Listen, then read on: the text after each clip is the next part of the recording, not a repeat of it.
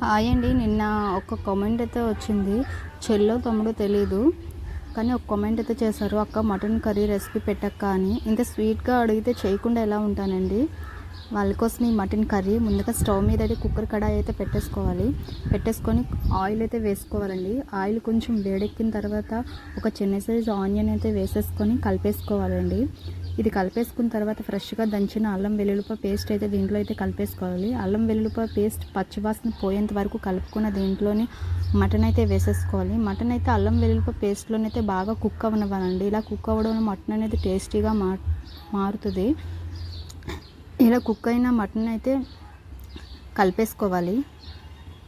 Mutton అయితే దగ్గరుండి అయితే బాగా కుక్ చేయాలండి. ఇలా ఎంతసేపు అయితే మన దగ్గరుండి కుక్ చేస్తామో దీని టేస్ట్ అనేది అంత బాగుంటుంది. దీంట్లోనే ఒక ఆనియన్ అయితే నేను మిక్సీ పట్టేసుకున్నాను గ్రేవీ కోసం. ఇది టమాటా మిక్సీ పెట్టుకున్నానండి గ్రేవీ కోసం.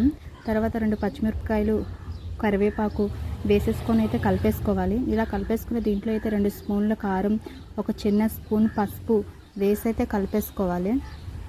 ఇలా కలుపుకున్న దీన్ని అయితే బాగా ఆయిల్లో అయితే కుక్ అవ్వనివ్వాలి. ఎంతసేపు ఆయిల్లోనే అలా కుక్ అవుతే సిమ్లో పెట్టుకొని అంతా బాగా ఉంటుందండి మటన్ కర్రీ అయితే.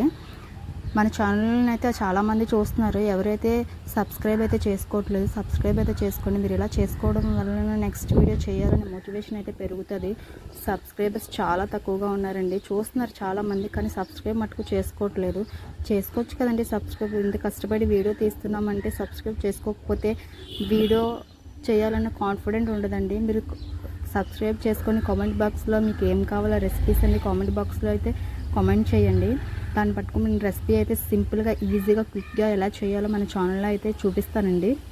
ఇప్పుడు చూసారా మటన్లోంచి గ్రేవీ ఎలా బయటకు వచ్చిందో, చక్కగా ఆయిల్ కూడా. ఇప్పుడు దీన్ని అయితే బాగా కలిపేసుకోవాలి. ఇలా కలిపేసుకున్న దాన్ని ఆవిరిలో సిమ్లో పెట్టుకొని బాగా దగ్గరుండి అయితే మూత పెట్టుకొని అయితే కుక్ చేసుకోవాలి. మటన్ అయితే దగ్గరుండి సింపుల్గా కుక్ చేసుకోవాలండి. ఇలా కుక్ చేసుకోవడం వల్ల మటన్ అనేది టేస్టీగా ఉంటుంది.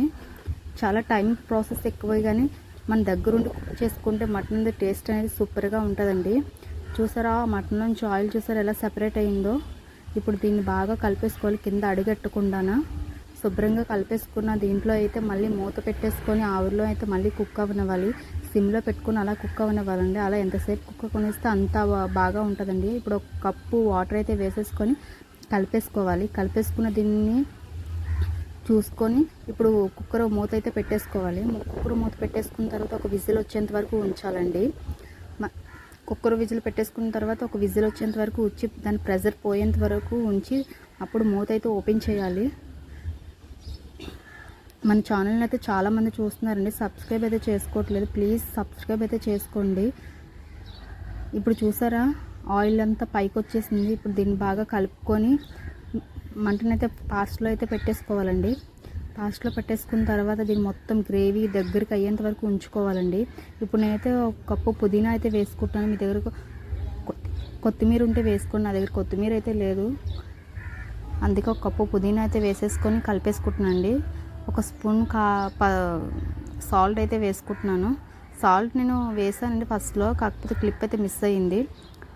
తర్వాత ఇదైతే మసాలా పొడి అండి, మటన్ మసాలా పొడి. ఇది కావాలంటే కామెంట్ బాక్స్లో కామెంట్ చేయండి. దీన్ని ఎలా చేసుకోవాలో అది కూడా నేను చూపిస్తానండి. ఇప్పుడు దీన్ని బాగా కలిపేసుకోవాలి. చూసారా దగ్గరికి అయ్యేంత వరకు ఉంచుకోవాలి.